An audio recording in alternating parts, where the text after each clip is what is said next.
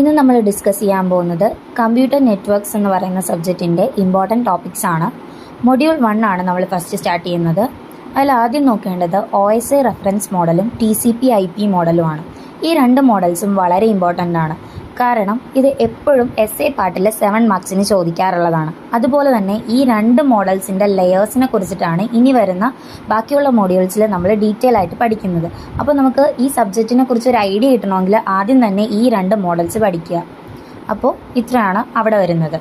പിന്നെ അടുത്തത് വരുന്നതാണ് ടോപ്പോളജി എന്നുള്ളത്. ടോപ്പോളജി എന്ന് പറയുമ്പോഴത്തേക്കും അതിൽ ടൈപ്സ് പഠിക്കുക. Different types of topology, bus, ring, star, mesh, hybrid, ഇതിനെയൊക്കെ കുറിച്ചൊന്ന് പഠിച്ചു വയ്ക്കുക.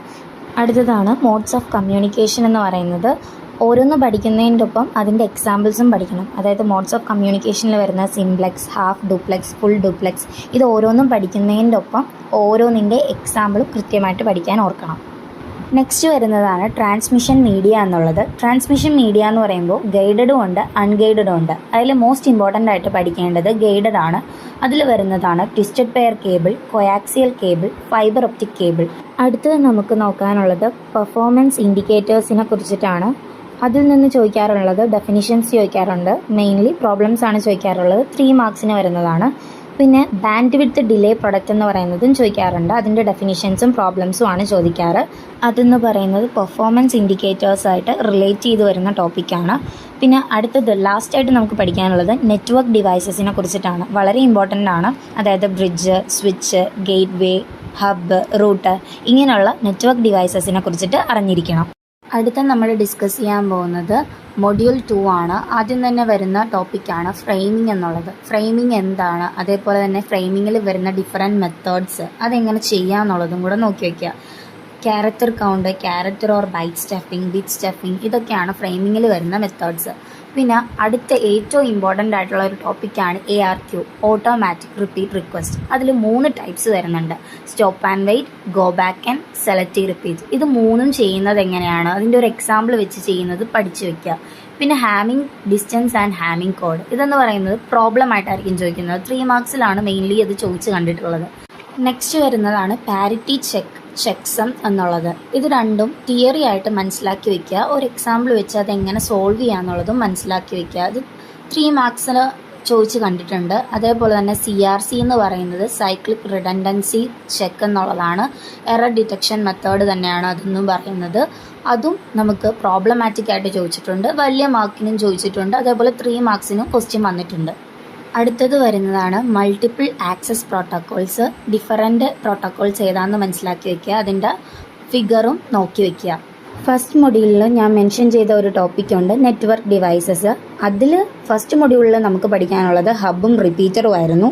ബാക്കി വരുന്ന നെറ്റ്വർക്ക് ഡിവൈസസ് ആയിട്ടുള്ള ബ്രിഡ്ജ്, സ്വിച്ചസ്, റൂട്ടർ, ഗേറ്റ്വേ, ഇതൊക്കെ മൊഡ്യൂൾ 2 പഠിക്കാനുള്ളത്. ഇതും വളരെ ഇമ്പോർട്ടൻ്റ് ആണ്.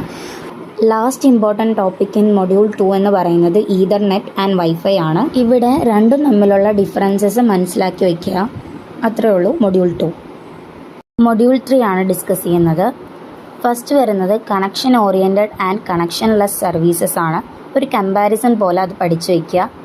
അടുത്തത് design issues of network layer, എപ്പോഴും ചോദിക്കുന്ന ഒരു ക്വസ്റ്റ്യൻ ആണ്. അതുപോലെ തന്നെ എപ്പോഴും ചോദിക്കുന്ന ഒരു ക്വസ്റ്റ്യൻ ആണ് ഒപ്റ്റിമാലിറ്റി പ്രിൻസിപ്പിൾ. എപ്പോഴും 3 മാർക്സിന് അത് ചോദിക്കാറുണ്ട്. പിന്നെ അടുത്തത് വരുന്നതാണ് shortest path routing, Dijkstra's algorithm, link state routing. ഇത് രണ്ടും ഏതെങ്കിലും ഒന്ന് ക്വസ്റ്റ്യൻ പേപ്പറിൽ എപ്പോഴും ഉണ്ടാവും. ഒന്നെങ്കിൽ പ്രോബ്ലം ആയിരിക്കാം, അല്ലെങ്കിൽ കമ്പാരിസൺ പോലെ ആയിരിക്കും തന്നിരിക്കുന്നത്. അപ്പോൾ ഇത് രണ്ടും ഒരു കമ്പയർ ചെയ്യുന്ന പോലെ ഒരു എക്സാമ്പിൾ വെച്ച് പഠിച്ചു വയ്ക്കുക. ഫ്ലഡിങ്ങിൻ്റെ ഡിഫറെൻറ്റ് കേസസ് എപ്പോഴും ചോദിക്കാറുണ്ട്. കൗണ്ട് ടു ഇൻഫിനിറ്റി പ്രോബ്ലം, അതും ഇമ്പോർട്ടൻ്റ് ആണ്, മിക്കപ്പോഴും ക്വസ്റ്റ്യൻ പേപ്പറിൽ കണ്ടിട്ടുണ്ട്. പിന്നെ congestion control mechanisms, open and close loop, ഒരു ഡിഫറൻസ് പോലെ ആ മെക്കാനിസംസ് പഠിക്കുക.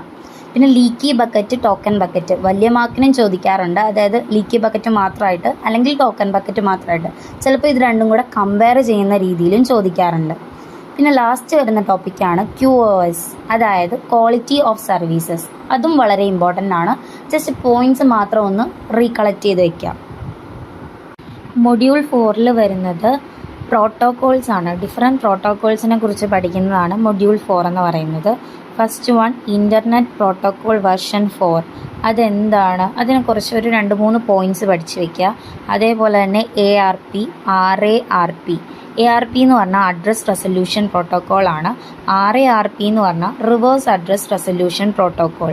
അതെന്താണ്, അതിനെക്കുറിച്ചും തമ്മിലുള്ള ഡിഫറൻസ് അതെന്താണ് എന്നുള്ളതും മനസ്സിലാക്കി വയ്ക്കുക. ചെറിയ മാർക്കിനായാലും വലിയ മാർക്കിനായാലും അത് എഴുതാൻ പറ്റുന്ന രീതിയിൽ കുറച്ച് പോയിൻറ്റ്സ് മനസ്സിലാക്കി വയ്ക്കണം. നെക്സ്റ്റ് വൺ ആണ് DHCP, dynamic host configuration protocol. ഈ പ്രോട്ടോകോൾ എന്താണ്, അതേപോലെ തന്നെ ഇതിൻ്റെയും കുറച്ച് പോയിൻറ്റ്സ് മനസ്സിലാക്കി വയ്ക്കണം, എങ്ങനെയാണ് അത് ചെയ്യുന്നത് എന്നുള്ളത്. അടുത്തതാണ് BOOTP എന്നുള്ളത് ബൂട്ട്സ്ട്രാപ്പ് പ്രോട്ടോകോളാണ്. ഇതും സെയിം സ്റ്റെപ്പ് തന്നെ, എന്തൊക്കെയാണ് അവിടെ വരുന്നതെന്നുള്ള കുറച്ച് പോയിൻറ്റ്സ് പഠിച്ചു വയ്ക്കുക. ക്വസ്റ്റ്യൻസ് ചോദിക്കുമ്പോൾ എഴുതാൻ പറ്റുന്ന രീതിയിൽ 2-3 പോയിൻറ്റ്സ് അറിഞ്ഞിരിക്കണം. നെക്സ്റ്റ് വണ്ണാണ് OSPF, open shortest path first. അത് എന്താണെന്ന് അറിഞ്ഞിരിക്കണം. എന്തെങ്കിലും എക്സാമ്പിൾസ് ഒക്കെ വെച്ച് ചെയ്ത് കാണിക്കാനുണ്ടെങ്കിൽ അങ്ങനെ ചെയ്ത് കാണിക്കുക. ഇനി ICMP എന്ന് പറയുന്നത് ഇൻ്റർനെറ്റ് കൺട്രോൾ മെസ്സേജ് പ്രോട്ടോകോൾ ആണ്. അതെന്താണ് എന്നുള്ളത് 2-3 പോയിൻറ്റ്സ് പഠിച്ച് വയ്ക്കുക. ക്വസ്റ്റ്യൻ്റെ മാർക്ക് അനുസരിച്ചിട്ട് അതിൻ്റെ ആൻസർ അങ്ങോട്ടും ഇങ്ങോട്ടും ചെറുതാക്കിയും വലുതാക്കി എഴുതുക. മൊത്തത്തിൽ ഒരു പ്രോട്ടോകോൾസ് മാത്രം ഡിസ്കസ് ചെയ്യുന്ന ഒരു മൊഡ്യൂളാണ് 4 എന്ന് പറയുന്നത്. ഇനി നമുക്ക് നമ്മുടെ ലാസ്റ്റ് മൊഡ്യൂൾ നോക്കാം, മൊഡ്യൂൾ 5. ഇതിൽ പഠിക്കാനുള്ളത് TCP/UDP വളരെ ഇമ്പോർട്ടൻ്റ് ആണ്. ട്രാൻസ്മിഷൻ കൺട്രോൾ പ്രോട്ടോക്കോളും യൂസർ ഡേറ്റാഗ്രാം പ്രോട്ടോക്കോളും തമ്മിലുള്ള ഡിഫറൻസ് ആയിട്ട് തന്നെ പഠിക്കുക. അതേപോലെ തന്നെ അതിലെന്തെങ്കിലും ഡയഗ്രാംസോ അങ്ങനെ എന്തെങ്കിലുമൊക്കെ വരുന്നുണ്ടെങ്കിൽ അതും കൂടെ നോക്കുക. പിന്നെ FTP, ഫയൽ ട്രാൻസ്ഫർ പ്രോട്ടോക്കോൾ എന്താണ്, അതിൻ്റെ കുറച്ച് പോയിൻറ്റ്സും കൂടെ നോക്കി വയ്ക്കുക. ഇനി MIME എന്ന് പറയുന്നത് multi purpose internet mail extension ആണ്. അതെന്താണ്, അതിൻ്റെ ഇതൊക്കെ എന്താണ്, പോയിൻറ്റ്സ് എന്താണെന്ന് നോക്കുക. പിന്നെ വരുന്നതാണ് DNS, ഡൊമെയിൻ നെയിം സിസ്റ്റം. അതിൻ്റെ പോയിൻറ്റ്സ് കുറച്ച് നോക്കി പഠിച്ചു വയ്ക്കുക. SMTP എന്ന് പറയുന്നത് സിമ്പിൾ മെയിൽ പ്രോട്ടോക്കോൾ ആണ്. അതിനെക്കുറിച്ച് 2-3 പോയിൻറ്റ്സ് മനസ്സിലാക്കി വയ്ക്കുക. പിന്നെ വരുന്നതാണ് ആർക്കിടെക്ചർ ഓഫ് WWW എന്താണെന്ന് അറിയാമല്ലോ, വേൾഡ് വൈഡ് വെബ്. അതിൻ്റെ ആർക്കിടെക്ചർ എന്താണെന്നുള്ളത് മനസ്സിലാക്കി വെച്ച് നല്ലോണം പഠിക്കുക. പിന്നെ ലാസ്റ്റ് ഒരിത് പറഞ്ഞിരിക്കണം, URLൻ്റെ ഫുൾ ഫോമും കൂടെ ജസ്റ്റ് ഒന്ന് നോക്കിയേക്ക്. അതായത് ഒരു ക്വസ്റ്റ്യൻ പേപ്പറിൽ ഞാനത് കണ്ടിട്ടുണ്ട്, അതുകൊണ്ടാണ്. യൂണിഫോം റിസോഴ്സ് ലൊക്കേറ്റർ എന്നുള്ളതാണ് ഈ URLൻ്റെ ഫുൾ ഫോം എന്ന് പറയുന്നത്. അപ്പോൾ ഇത്രയൊക്കെയാണ് മൊഡ്യൂൾ 5 വരുന്നത്. അപ്പോൾ ഇത്രയാണ് നമ്മുടെ കംപ്ലീറ്റ് കമ്പ്യൂട്ടർ നെറ്റ്വർക്ക് എന്ന് പറയുന്ന സബ്ജക്റ്റിൻ്റെ ഇമ്പോർട്ടൻറ്റ് ടോപ്പിക്സ്. ഇത്രയൊക്കെ തന്നെ കവർ ചെയ്ത് കഴിഞ്ഞാൽ നിങ്ങൾക്ക് നല്ലൊരു മാർക്ക് സ്കോർ ചെയ്യാൻ പറ്റും. അപ്പോൾ അത്ര ടഫായിട്ടുള്ള സിലബസ് അല്ല, വാസ്റ്റായിട്ടുള്ള ഒരു സിലബസ് ആണെങ്കിലും ഇത്രയും ഇമ്പോർട്ടൻ്റ് ആയിട്ടുള്ള ടോപ്പിക്സ് മനസ്സിലാക്കി വെച്ച് കഴിഞ്ഞാൽ നമുക്ക് നല്ല രീതിയിൽ മാർക്ക് സ്കോർ ചെയ്യാൻ പറ്റുന്ന ഒരു സബ്ജക്റ്റ് തന്നെയാണ് കമ്പ്യൂട്ടർ നെറ്റ്വർക്ക് എന്ന് പറയുന്നത്. അപ്പോൾ എല്ലാവരും നല്ലോണം എക്സാമൊക്കെ എഴുതുക. All the best.